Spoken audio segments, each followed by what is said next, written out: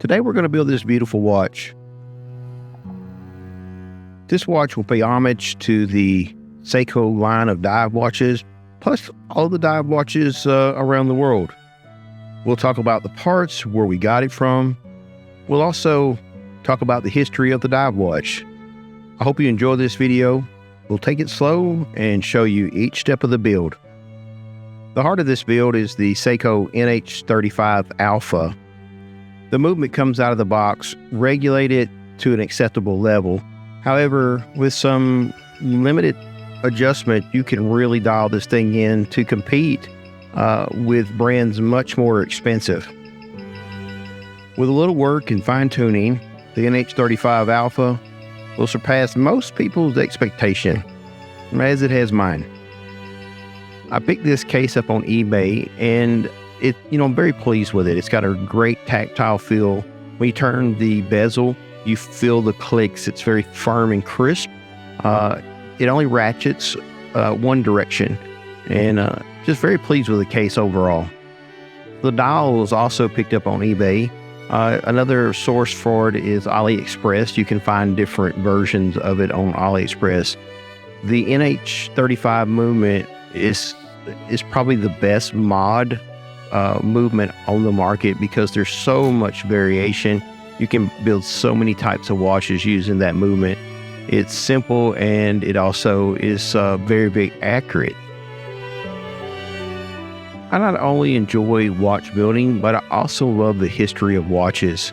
And building this watch, I started doing a little research on the dive watches, and I found that the first purpose-built dive watch was made in 1932 by Omega and was called the Marine. There were earlier watches that were called waterproof, but that was the first one that was purposely built. Seiko's first dedicated dive watch was built in 1965, and the model number was 62 MAS. And there's a lot of mixed understandings of that time. There's not a lot of documentation. The 62 was either meant for the movement number, which was the 6215, or the design was 1962 and it wasn't manufactured till 1965. And there's a lack of understanding what the MAS was. It an abbreviation for movement, or was it an abbreviation for automatic? And those are still mysteries till today. If you have any clarification, I would love it if you would put it in the comment section below this video. I learned so much from the people watching our videos. Some fascinating trivia.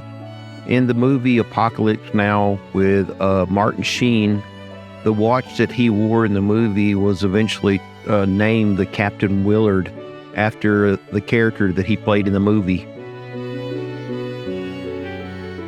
Before you put the hands on, you want to make sure that you rotate your date wheel until it just barely turns over to the next date.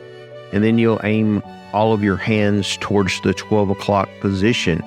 And that makes sure that when your watch goes to the next day, that the calendar date turns over at the correct time. It's virtually impossible to get it exact.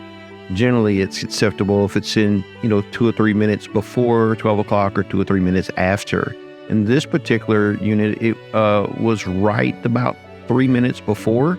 When the minute hand come around about 3 minutes before 12, it would switch over to the next date. The more you do this, the better you'll get at that task. And also, it has something to do with the quality of the movement. There's some sketchy clone movements out there that are nowhere near as accurate as an actual Japanese-made Seiko. The fine details are what makes a watchmaker's clock tick, I guess you would say. And making sure the hands are so accurate brings such satisfaction when you rotate the watch around and it comes back to exactly 12 o'clock and all the hands are aimed at the right place. If you don't get that right, I recommend taking them off and doing it again Otherwise, it'll always bother you. For time's sake, I only show the success of putting the second hand on. In reality, this process took me about 10 minutes to get it right. I ended up figuring out that if I look at the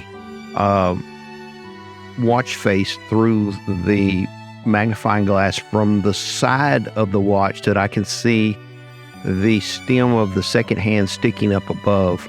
It's a trick that I learned during this watch build, and I don't know why I've never noticed that before, but once I noticed the stem sticking up from the side, it was much easier to line the second hand up.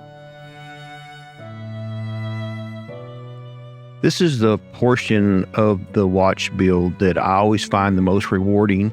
And it's when you start working with the case and you know that you're getting ready to set the movement inside the case. And it's the first time that you get to see what it's going to look like. Again, it's just so exciting. And I think this dark blue face with a black watch case is absolutely stunning.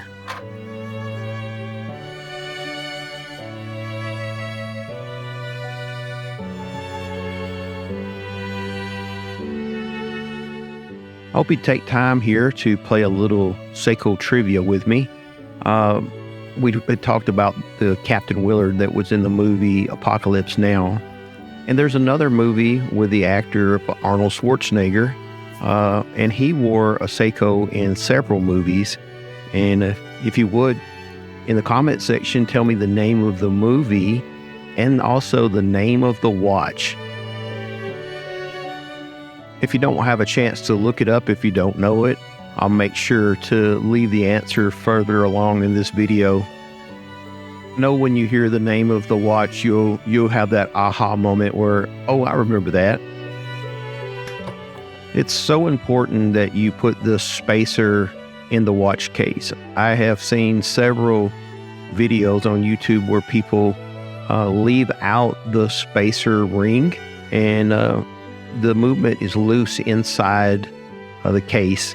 And that's just, to me, is so unprofessional. And obviously the watch is not going to last because it's bouncing around inside the case. So the little small attention to details, that's what's going to make the watch last a long time.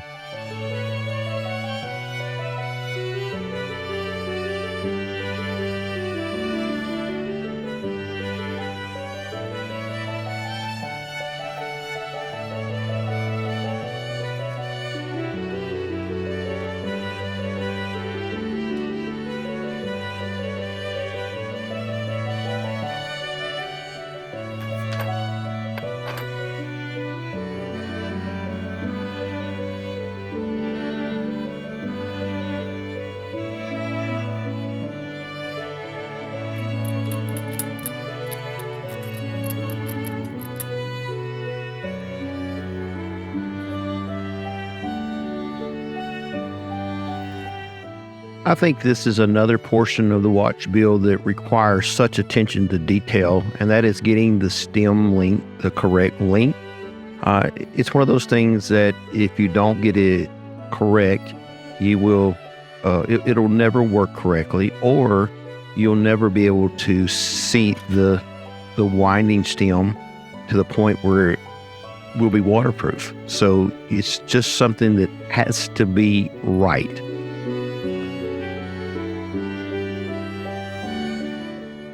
I'm sure I'll get some viewers that say to use a blue Loctite versus the red.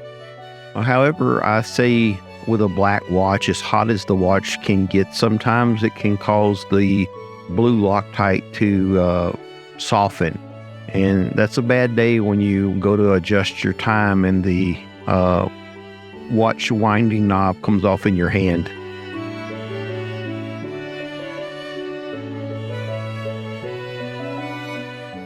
Even though this is a new movement, I think it's very important to put lubrication on the high wear spots of the stem. I use 8200 here at this application. Any comments on what you use, I would appreciate it. Even though this is a solid back case, I still know that the smudges are there. And when I take this off in 5 years to service it, I want to see it be clean. The watch Arnold Schwarzenegger wore was called the Arnie, and it was actually in 2 movies or even more. One was Commando and the other was the Terminator. What are your thoughts on purchasing a laser etcher to customize the case backs of watches? I think it would be interesting to have the person who built the watch and the date the watch was built and possibly a serial number. I think that'd be really classy.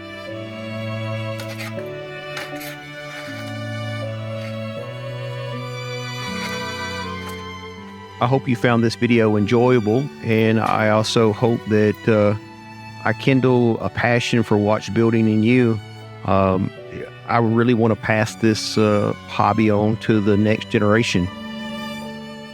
Thank you for watching. God bless. Have a great day.